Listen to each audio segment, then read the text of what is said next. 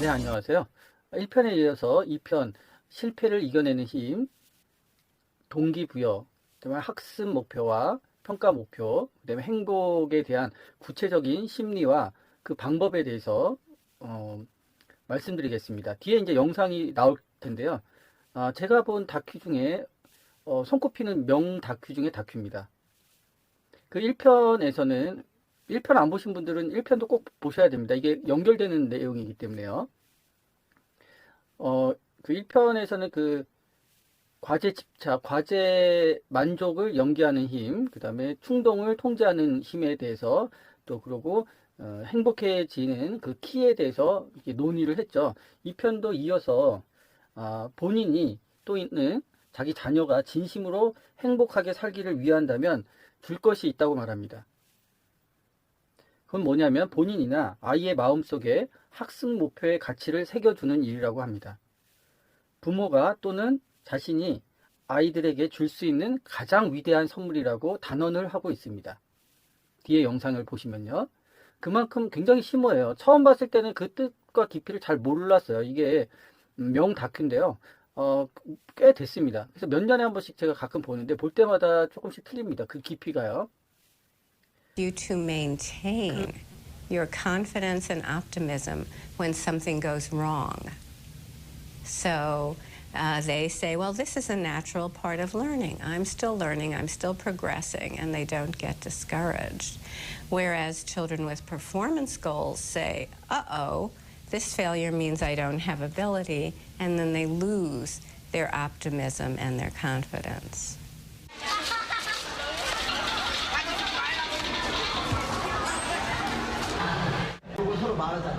실패 원인이 능력이 부족했기 때문이라 생각하는 것은 이후 행동에 어떤 영향을 줄까? 한 중학교 수영장에서 우리는 놀라운 사실을 확인했다.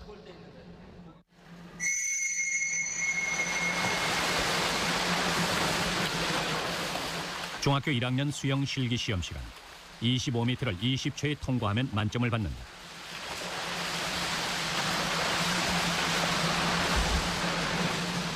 실패 이후 아이들이 그 원인을 어디에 돌리는지 알아보기 위해 아이들에게 실제보다 저조한 기록을 알려주었다.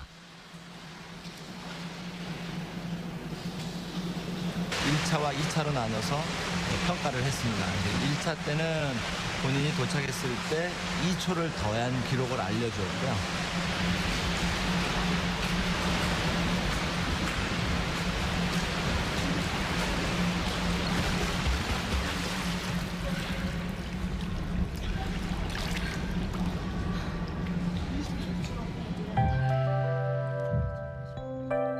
평소보다 기록이 안 좋게 나오도록 해서 아이들에게 실패 상황을 만들어준 것이다. 그리고 나서 10개의 스티커를 이용해서 기록이 나쁘게 나온 원인을 스스로 판단해보라고 했다. 보기의 내용은 크게 노력 부족과 능력 부족 두 가지로 나누었다. 조사 결과 노력 부족의 원인을 돌린 아이들이 3명, 능력 부족의 원인을 돌린 아이들이 6명이었다. 이 결과는 이후 아이들의 기록에 어떤 영향을 미칠까?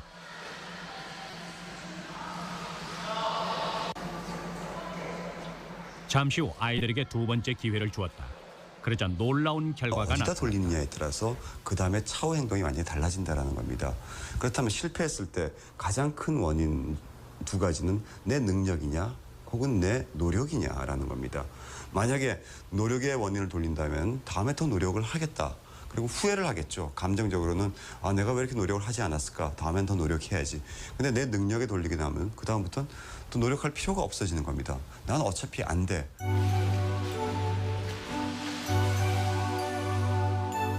그렇다면 전체 결과는 어떻게 나타났을까? 1차에서 부진의 원인이 노력 부족이라고 대답했던 아이들 3명 중 2명은 기록이 향상됐다.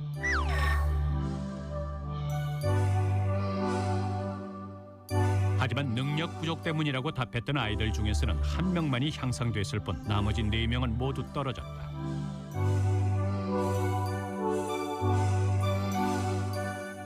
이처럼 실패의 원인을 어디에 돌리는가 하는 문제는 이후 행동에 큰 영향을 준다.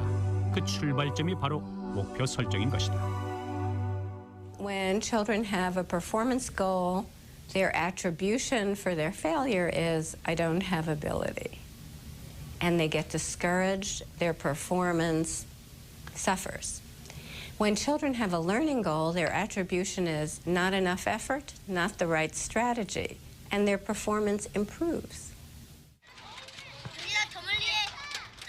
누구나 좋은 점수를 받기 원하고 남 앞에서 똑똑하게 보이기를 원한다. 아이들이 어느 정도 평가 목표를 갖는 것은 당연한 일이다. 하지만 모든 일을 항상 잘할 수만은 없는 법이다. 살면서 수없이 맞닥뜨릴 실패와 좌절의 상황에서 위기를 딛고 일어서게 만드는 힘, 그것이 바로 학습 목표의 힘이다.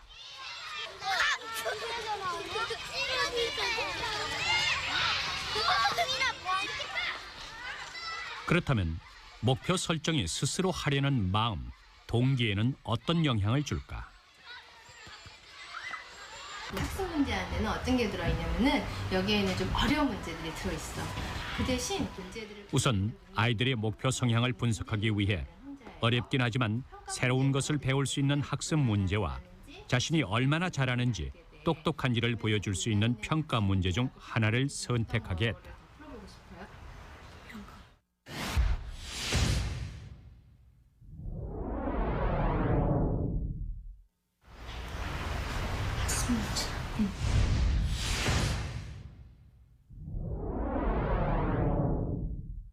평판에 맞는 그 조각을 찾아. 평가 목표 성향과 학습 목표 성향으로 나누어지는 두 아이에게 같은 문제를 풀도록 했다. 있는데 뭐가 들어? 사실 통안에 들어있는 문제의 내용은 똑같은 것이었다. 우리 찾아야 돼. 어떤 거 같아?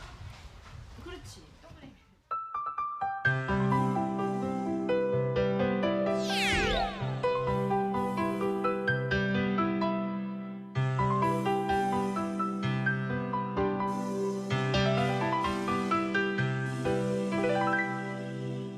저쪽 선생님이 이날이 잠시 후 아이들에게 실제 성적의 반 정도로 낮춰서 결과를 알려주었다. 이게 아까 11개 문제였잖아. 그중에서 6개 맞았어요. 만점을 받은 인환이에겐 6개를 맞췄다고 얘기하고 대백이가 11개 중에서 3개 맞았어요. 7문제를 맞춘 대백에게는 3개를 맞췄다고 알려주었다. 만약에 선생님이 이런 문제 또 풀어보게 하면 이날이 다시 풀어보고 싶어요? 풀어보고 싶지 않아요? 크게 말해봐. 풀어보고 싶어요? 2차 문제의 난이도는 1차 때와 비슷한 것이었다. 학습 목표 성향이 강한 유대백은 2차 문제 풀이에서 8개의 문제를 맞췄다. 1차 때보다 오히려 한 문제 더 맞췄다.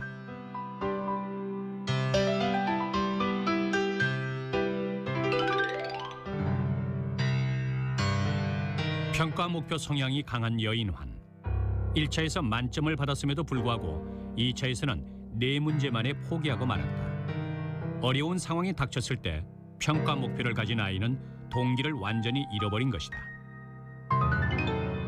Children with a performance goal take the failure very hard because it says something very important about them and their ability. It says, you don't have ability. And that's crushing. 그렇다면 지금 우리 아이들을 둘러싼 환경은 어떨까? 야, 딴 애들은 몇 점이냐? 이거부터 물어보면 비교를 하게 되잖아. 걔가 잘해왔어도 100점 엄청 많았나 보다? 뭐 이런 식으로.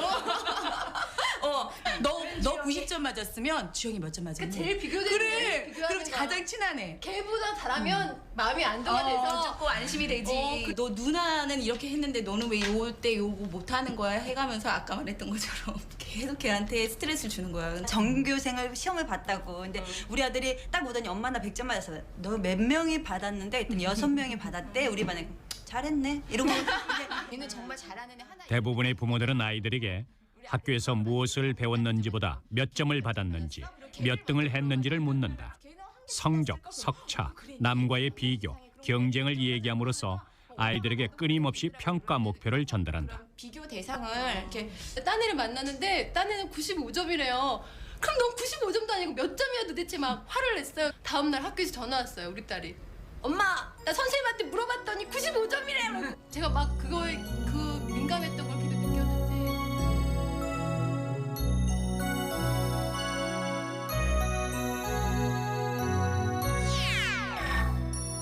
실제로 유아부터 초등학생까지 학부모 147명을 대상으로 조사한 결과 우리나라 부모들은 아이들에게 학습 목표보다 평가 목표를 2배 이상 더 많이 설정해주고 있었다.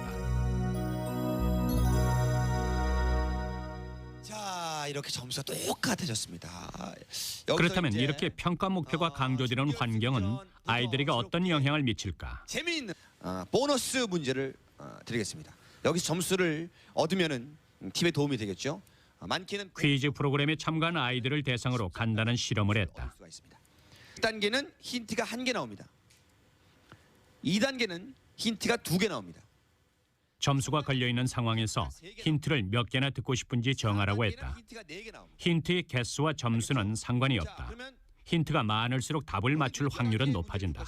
하지만 문제를 푸는 재미나 도전감은 줄어든다. 둘, 셋 한번 들어주십시오. 자, 정면을 향해서 하나, 둘, 셋. 전부 4단계 문제를. 아이들은 한 명도 빠짐없이 4단계, 4개의 힌트를 다 보겠다고 했다. 자, 알겠습니다. 그럼 조윤성 친구에게 한번 물어보겠습니다. 조윤성 친구는 왜 4단계를 선택했습니까? 힌트가 제일 많이 나오니까 맞추기 쉬울 거라고 생각했습니다. 원래는 첫 번째를 하고 싶었지만 첫 번째를 했다가 틀리면 그 위험 부담을 감수해야 하기 때문에 4번으로 했습니다. 보기가 많이 나오는. 네. 이제 많이 맞추면 친구들한테 좀 좋아 보이고 그래서 점수와 결과가 연결돼 있는 평가 목표 상황에서 아이들은 너무나 당연하게 재미와 스릴 대신 안전을 택했다. 지금부터 그냥 점수에 상관없이 점수가 걸려 있는 것이 아니고 간단한 게임을 하나 해볼게요. 편하게. 지금 문제가 나간다라고 했을 때 몇 단계 문제를 풀고 싶은지. 이번엔 다른 팀에게 점수와 상관없이 게임으로 생각한다면 몇 개의 힌트를 원하는지 물었다. 즉 학습 목표 상황을 만들어 주었다. 그러자 다양한 의견이 나왔다. 4단계하고 3단계는 그냥 쉬울 것 같아서요. 점수하고 상관없으니까 그냥 재미로 즐기기 위해서 좀 어려운 거 선택했어요. 그러면은 만약에 이게 점수와 상관이 있을 때면 몇 단계를 선택했어요? 4단계요. 왜? 네? 점수가 중요하니까요. 그 민기는 몇 단계 선택했어? 2단계요. 왜 2단계 선택했어? 점수와 상관없으니까 그냥 2단계를 풀어보고 싶어서 2단계를 그럼 만약에 점수를 이걸 준다. 그럼 네. 몇 단계 선택했을 거야? 4단계요. 왜? 힌트가 많으니까 그만큼 쉬울 것 같아요. 그렇다면 점수가 걸린 상황에서 모두 4번을 택했던 아이들의 경우 게임 상황이라면 어떤 선택을 했을까? 1단계요. 왜? 점수가 안 걸려 있으니까요. 그럼 1단계 점수가 안 걸려 있으면 1단계 푸는 게 더 재밌을 것 같아서 그러는 거야? 아니면은 1단계 푸는 게 더 재밌을 것 같아서. 점수 안 했으면 1, 2단계 했죠. 그러면 왜 그러면 점수 안 했으면 1, 2단계를 선택하고 싶어? 예? 점수였으면은 그냥 이기려고 그런 걸 하고 그 4단계 쉬운 걸 하고 점수가 아니고 그냥 하려면은 그냥 해보는 것처럼 해보려고 연습처럼 해보려고. 재미요? 1단계가 제일 재밌겠죠. 점수, 경쟁, 시험이 지나치게 강조되는 평가 목표적 상황에서는 재미와 도전, 배움의 즐거움은 없다. 평가 목표를 조장하는 환경에서는 누구나 쉽고 안전한 길을 가려고 한다. 부모들이 평가 목표 상황을 만들수록 아이로부터 학습의 즐거움을 빼앗고 아이 스스로 능력을 발전시킬 수 있는 기회를 포기하게 만드는 것이다. Yes, that's exactly right. Many children excel at an early age, and then you see a decline and you think, what happened to them? So we've studied children across important transitions where the work gets harder. Here it's a transition at 7th grade to junior high school. But whenever the work gets harder, children with performance goals or a helpless pattern, they start worrying about their ability, they start backing off from the challenges, they start deteriorating when the work gets hard, and many of them just stop trying.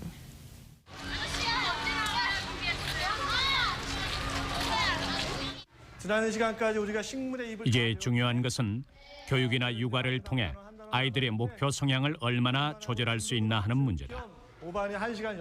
초등학교 5학년 아이들을 대상으로 교사의 지도 방법이 아이들의 목표 설정에 주는 영향을 알아보았다. 아인슈타인은 왜 20세기를 대표하는 최고의 인물이 될 수 있었을까? 천재의 일생. 아인슈타인한테 나침반 선물. 한 교실에서 선생님은 아인슈타인의 어릴 적 일화와 특별한 사건들을 소개했다. 동시에 아인슈타인의 위대한 업적이 그의 천재성에서 비롯됐음을 계속해서 강조했다. 하고 물어본 거예요. 너희라면 어떻게 대답했을 것 같아? 하고 이게 뭐예요? 했을 것 같은데 어떤 식으로 그런 상대성 이론이라는 엄청난 거 그런 걸 발견해낼 수 있었을까? 엄청나게 노력을 했어. 너희들 잘 그런데 옆방에서는 똑같이 아인슈타인의 얘기를 하면서 천재성보다는 물리학에 대한 열정, 노력에 초점을 두었다. 영감이다. 내가 뭔가 해보겠다. 그런 의지와 자기의 노력이 더 컸다는 얘기야. 똑같이 아인슈타인 얘기를 하되 천재성과 노력이라는 상반된 가치를 강조해 준 것이다. 곧이어 아이들에게 4가지의 문제 유형을 제시한 후 어떤 것을 선택할 것인지 물어봤다.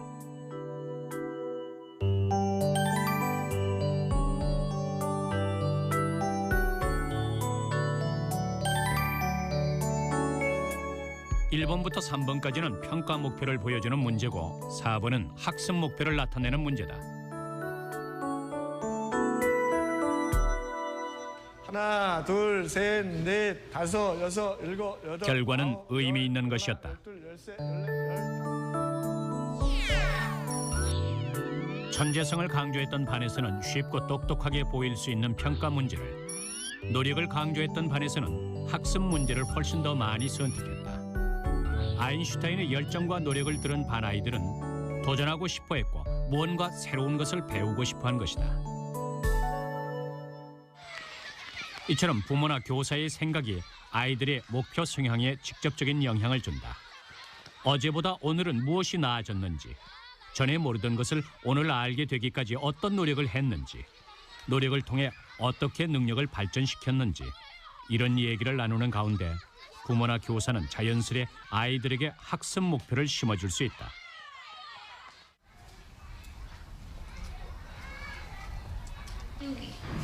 여기다가. 아이 잘했다. 네. 너무 잘한다 아준이. 아우 똑똑해. 아우 똑똑해. 똑똑하다, 머리가 좋다. 아이를 칭찬할 때 가장 흔히 하는 말이다. 대부분의 부모들은 이와 같은 지능이나 능력에 대한 칭찬이 아이의 자신감과 동기를 북돋아준다고 믿는다. 이건 나 같은 경우에는 이게 공격이가 최고야. 역시 엄마 너 믿었더니 역시. 둘째한테는 야 너 박사 아니야 천재 아니야 이렇게 하는데 첫째는 야 너무 잘했어. 우리 아들 똑똑한데 수학 박사 나겠다고 내가 막 그런 식으로 얘한테 해주니까 야, 너 역시 엄마 닮았어. 무조건 천재야. 나는 우리 딸뿐만이 아니라 누가 해도 야 너 천재 아니냐? 다 천재야. 천재 같아. 막 이러면서 천재라는 말 되게 잘 썼어. 어항에 물이 쏟아질 것. 학부모의 칭찬 유형을 조사한 결과 노력이나 과정, 방법에 대한 칭찬보다 지능을 칭찬하는 비율이 2배 정도 높았다. 몰랐네. 아우 정빈이 똑똑해서 잘 알아요. 그거는 어딜까?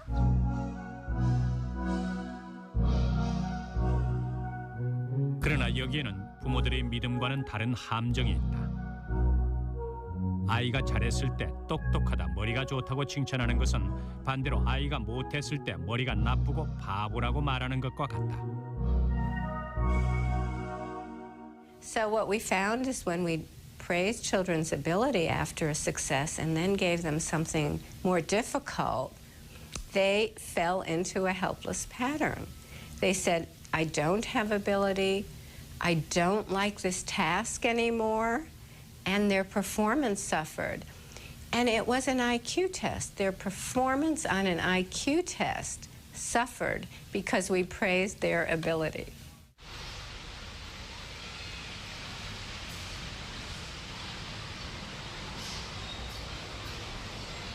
이렇게 수학 문제 같은 걸 그림으로. 그렇다면 능력이나 지능을 칭찬하는 것은 아이들의 목표 설정에 어떤 영향을 미치는 것일까? 맞았어. 와, 수진이 너무 잘한다. 수진이 정말 IQ가 높은가 보다. 맞았어. 와, 다솜이 이런 문제를 푸는 머리가 진짜 좋은가 보다. 선생님이 깜짝 놀랐어요. 와, 지은이가 아주 그냥 아이가 답을 맞출 때마다 똑똑하다, 머리가 좋다는 칭찬을 반복해서 들려주었다. 성공한 원인이 자신의 지능이나 능력에 있다고 생각하도록 만든 것이다. 나도 머리 진짜 좋은가 보다. 선생님 생각에는 이렇게 잘한 게 이런 문제를 푸는 머리가 굉장히 좋은 것 같아. 그래서 이제 수진이한테 또 다른 문제들을 풀어보도록 할 거야. 그런 다음 4가지 유형의 문제를 제시했다. 1번부터 3번은 맞추기 쉽거나 자신이 얼마나 잘하는지 똑똑한지를 보여줄 수 있는 평가 목표형 문제. 4번은 어렵지만 새로운 것을 배울 수 있는 학습 목표형 문제다. 좋은지 보여줄 수 있는 과제, 어렵긴 하지만 많은 기술을 배울 수 있는 과제. 그 결과 지능 칭찬의 영향은 아주 분명하게 나타났다. 2번이요? 그거예요? 왜 지능 칭찬을 받은 모든 아이들이 어려운 학습 목표형 문제를 피해서 1, 2, 3번 중 하나를 선택했다. Praising a child's ability makes them very involved in performance goals. We showed that when we praised a child's ability and then gave them a choice of something new to learn or something to perform well, they did not want the learning. But we showed when we praised children's effort and strategies, 90% of them wanted the difficult learning task. 선생님이 이거 보근이가 하는 거 봤는데 이번에는 칭찬의 방법을 바꾸어서 지능보다는 문제를 푸는 과정과 노력에 대해서 칭찬해 주었다. 차분히 잘 푼다, 열심히 노력하는 게 대단하다는 등의 말을 반복해서 해준 것이다. 멋있어. 진섭이가 차분하게 잘하네. 진짜 잘 풀어준, 열심히 노력해서 잘 푼 결과인 것 같아. 열심히 이렇게 다잘하지 않고 참 이것저것 따져보면서 차분하고 노력하면서 잘 풀어준 것 같아요. 그래서 진섭이가 5개를 다 맞을 수 있는 것 같은데. 과정이나 노력 칭찬을 받은 아이들은 대부분 4번을 선택했다. 그거를 고르고 싶어요? 기술을 많이 배우니까 이건 아주 쉬우니까 도움이 안 되잖아요. 노력 칭찬이 아이로 하여금 어려워도 배워보겠다는 학습 목표를 갖게 한 것이다. 그런 것 같아요. 말하기 칩이죠? 한 명씩 돌아가는. 학습 목표를 가진 아이는 실패를 두려워하지 않고 배우는 데서 즐거움을 느낀다. 그렇다면 아이로 하여금 학습 목표를 갖게 만드는 가장 확실한 방법은 무엇인가? 그것은 부모나 교사가 먼저 학습 목표를 가치 있게 여기고 그 사실을 아이들에게 보여주는 것이다.